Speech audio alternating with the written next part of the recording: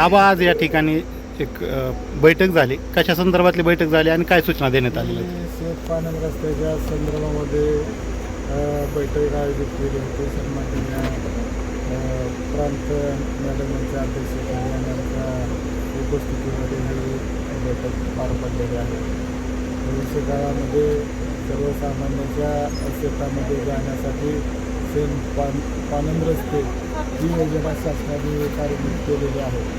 त्याच्या माध्यमातून ग्रामीण भागातल्या शेतकऱ्यांमध्ये जे काही वादविवाद असतील ते या माध्यमातून मिटले जातील आणि एक चांगला मार्ग या माध्यमातून निवडला जाईल. कारण आपण पाहतोय की ज्या शेतामधून रस्ते जातात त्यांची बरीच ठिकाणी वादविवाद होताना आपण ठिकाणी सर्वजण पाहतो. हे वादविवाद होऊ नयेत हा दृष्टिकोन डोळ्यापुढे ठेवून शासनाने हे शेतपालन ही योजना काढली आहे. ती सर्वसामान्य शेतकऱ्यांसाठी महत्त्वाची ठरली जाणार आहे.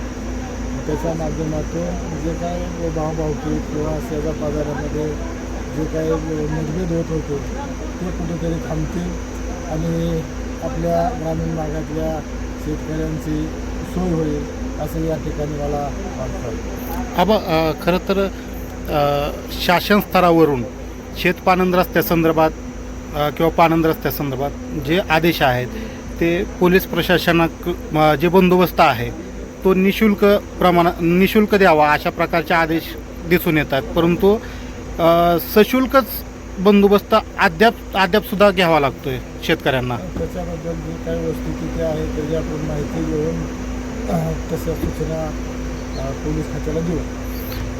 आबा बऱ्याच ठिकाणी जर पाहिलं जे पाणंद रस्ते असतील, शेत रस्ते असतील याचे प्रश्न अद्यापही मोठ्या प्रमाणात प्रलंबित आहेत आणि ते सोडवणं गरजेचं आहे आणि ते म्हणजे आत्ताचेच नाहीत, ते बऱ्याच महिने वर्षांपासून रस्त्याविषयी प्रश्न निर्माण झालेले आहेत. काही ठिकाणी भावभावकीमध्ये तुम्हाला फक्त एकामेकाचा जीव घेण्यापर्यंत ह्या गोष्टी घडलेल्या आहेत. हे नाकडून चालणार नाही. परंतु या गोष्टीला आळा घालण्यासाठी आता हे शासनाने शेतपालन रस्त्याची जी योजना काढली आहे ती आपल्या ग्रामीण भागातल्या सर्व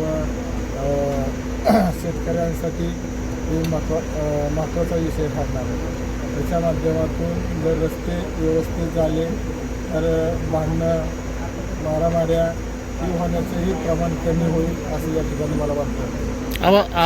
आदिनाथ कारखान्याच्या संदर्भात नेमकं काय? आदिनाथ सहकारी साखर कारखान्याच्या माध्यमातून पाठीमागच्या काळामध्ये जप्ती आणलेली होती आणि आता नंतरही कुणासाठी जप्ती आणलेली.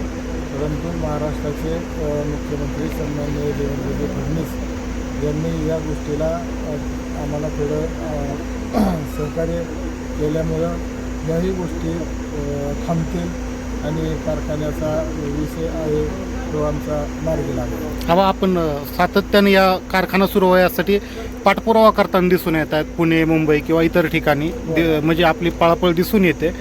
म्हणजे यावर्षी तरी कारखाना सुरू होईल चिन्ह आहेत. नाही, तसं आम्हाला सन्माननीय मुख्यमंत्री देवेंद्रजी फडणवीस यांनी आश्वासित केलेलं आहे की निश्चित मार्ग काढतील कारखान्याच्या संदर्भात असा आम्हाला विश्वास आहे.